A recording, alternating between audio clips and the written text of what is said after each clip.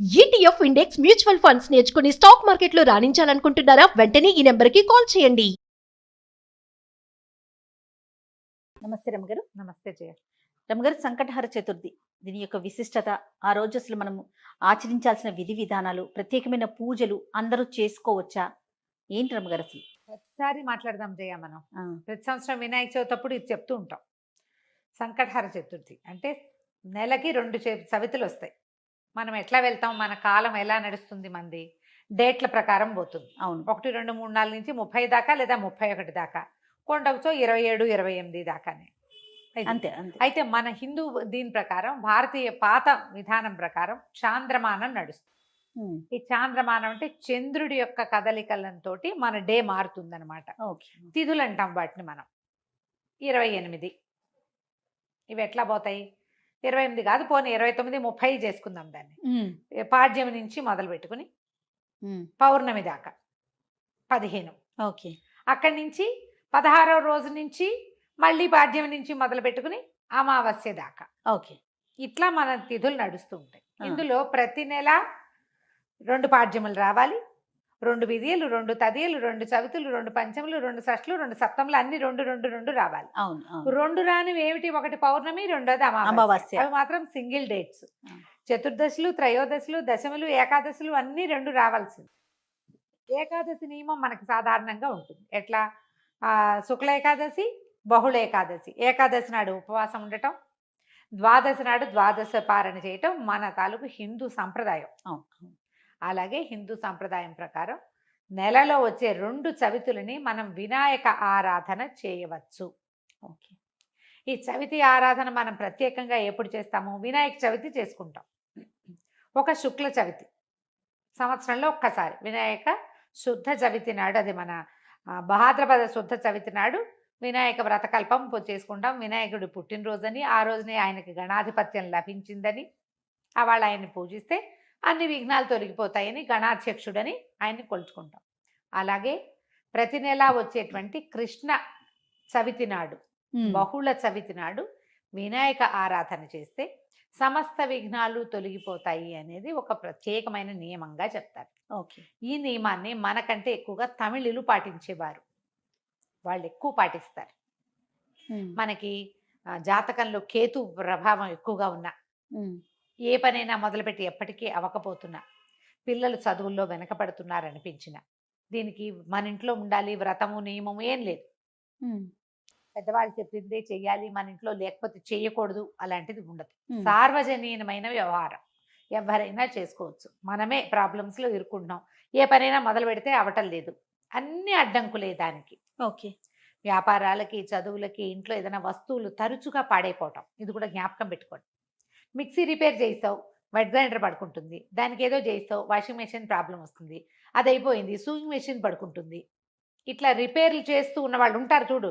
నేను కూడా ఉన్నా ఆ లిస్ట్ లో. అవునండి. నేను ఒకటి రిపేర్ చేస్తే ఇంకోటి వస్తుంది. ఒకటి మొదలు పెడితే పాపం లిస్ట్ వస్తూనే ఉంటుంది. మా వాళ్ళ ఇంట్లో ఎక్కిరిస్తున్నారు, ఒకటి రిపేర్ చేయకుండా ఉంచుకుంటే అది ఒకటే ఉంటుంది నీకని. అట్లా ఒకటి వస్తుంది. ఏమీ లేవనుకో, మెళ్ళ పెట్టుకుంటే నల్ల పసలు కొలిసేనే టిక్కని విరుగుతుంది, ఆ పస విరిగిపోతుంది. నిజంగా నిజం రఘు గారు. చెవిదుద్దులు శీలలు విరిగిపోతాయి. కొంతమంది జాతకాలు ఉంటాయి చూడండి, ఒక వరుసగా వస్తాయి, ఆగితే మళ్ళీ ఆగిపోతాయి. 2 సార్లు 2 బంగారపు వస్తువులు అయినాయి. ఓ వారం ఏమో ఒక 15 రోజుల్లో ఒక మొదటి ఫోర్ట్ నైట్ లో చెవిదుద్దు శీల బిళ్ళ విరిగి చేతిలోకి వచ్చింది, పొల్లేమో ఆ గొట్టంలో ఉండిపోయింది. ఇదేమిట్రా ఇలా ఇది, దీన్ని చేయించాలి అనుకుంటున్నా. సరిగ్గా 15 days తిరగగానే చిన్న గొలుసు ఒకటి పెట్టుకుంటాను నేను, హుక్ దగ్గర విరిగింది. దాన్ని రిపేర్ చేయించా, చెవిది ఈ గొలుసు విరిగింది. గొలుసు ఇంకా రిపేర్ చేయించలేదు, ఉంచారు. మళ్ళీ ఇంకోటి వస్తుందని. నెక్లెస్లు అవి లింకులు ఊడిపోతే ఏం చేస్తాను, అలా అనిపిస్తుంది నాకు. ఇలాంటి వాళ్ళు వీళ్ళందరూ సంకటహర చతుర్థి చేసుకోవచ్చు. సంకటహర చతుర్థి చేసుకుంటే బిజినెస్లో ఇబ్బందులు, చదువుల్లో ఇబ్బందులు, చిన్న చిన్న ప్రమాదాలు, ఇళ్లలో ఏ పని అనుకున్నా అవకపోటాలు, వీటన్నిటికీ సమాధానంగా ఉంటుంది. జాతకాల్లో అయితే మాత్రం కేతువు తాలూకు ప్రభావం ఉన్నప్పుడు, కేతువుతోటి ఇబ్బందులు పడుతున్నప్పుడు, గ్రహస్థితుల్లో కేతు ఉన్నప్పుడు కూడా మనం ఇది చేయమని చెప్తారు. ఏదైనా ఇంటి ప్రయత్నం చేస్తున్నప్పుడు ఆగిపోతుంది, అప్పుడు కొన్ని వారాలు మొక్కుకుని మనం కొన్ని నెలల పాటు చవితులు చేసుకోవచ్చు. ఈ చవితి చేసుకోవడానికి పెద్ద విశేషమైన చేత ఏమీ లేదు. సింపుల్ వినాయక పూజే. ఓకే. దీనికల్లా పగలు ఉపవాసం, చుక్కలు కనపడ్డాక భోజనం. ఆ చుక్కలు కనపడ్డాక ఉండ్రాళ్ళు కుడుములు చేసి బియ్యపు రవ్వతోటి చేస్తాం కదా, అవో మీ ఇళ్లలో ఎలాంటి అలవాట్లు ఉంటే పాలతాకలే పెడతాం వినాయకుడికి అని మీకు అలవాటు అనుకో, పాలతాకలు పెట్టండి, మన అలవాటు ప్రకారం పెట్టుకోవచ్చు. కుడుములో ఉండ్రాళ్ళు ఆయనకి నివేదన చేసి నమస్కారం చేసుకుని చంద్రుని చూసి అన్నం తినేసేయచ్చు. పగలు ఉపవాసం ఉండే సంకష్టి అంటారు మహారాష్ట్రియన్స్, కన్నడిగులు బాగా చేస్తారే, బాగా ఎక్కువ ఉంటారు. మన వైపు తక్కువ, కానీ మన వైపు ఇప్పుడు కనపడుతున్నారు బాగా. నాకు కూడా అలవాటు ఉంది, నేను చేస్తాం.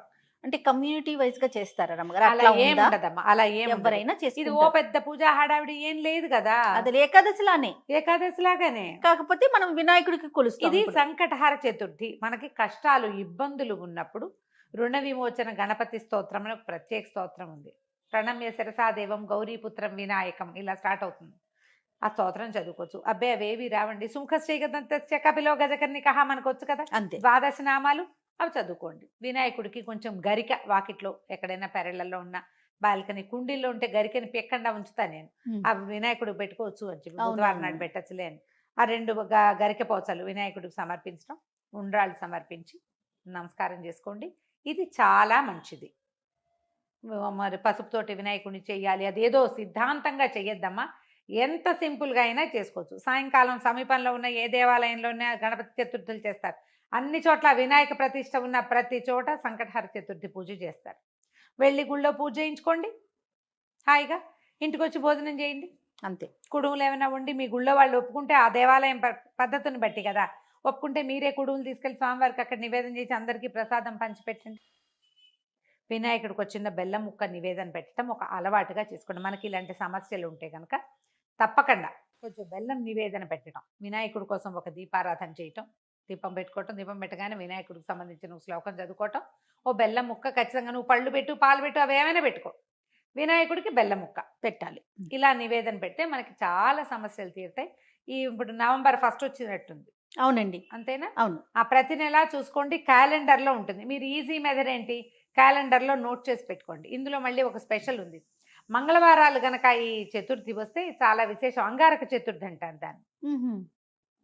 అది చాలా విశేషమైంది. అది ఎక్కువ సమస్యలు తీరుస్తుంది, ఇంకా ప్రాబ్లమ్స్ తీరుస్తుంది. దీనివల్ల బ్రహ్మాండం బద్దలైపోయి వారికి ఏదో వస్తుందని కాదు, కొన్ని జాతకపరమైన సమస్యలు తీరుతాయి.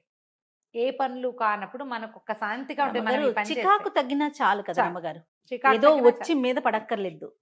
జస్ట్ మనకు ఉన్న ఆ చికాకు, ఆ బాధ, మనసు శాంతిగా ఉంటే అదే చాలు, అదే చాలు. అంతకంటే ఆటోమేటిక్ గా సమస్యలు పరిష్కారం అవుతాయి. అవును, అలా చేసుకోవచ్చు. మంగళవారం చతుర్థి వచ్చిందనుకో ఇంకా కంఫర్టబుల్ గా ఉంటుంది. ఒక 40 చేయొచ్చు, ఇవి 40 చేయొచ్చు, 21 చేయొచ్చు, 5 నేను 7 లెక్క పెట్టుకుని కూడా చేస్తా. ప్రతి నెల సంకటహర చతుర్థి నాడు పొద్దున్నే మా అక్కయ్య నేను ఒకళ్ళు గుర్తు చేసుకుంటాం ఇవాళ చతుర్థి అని.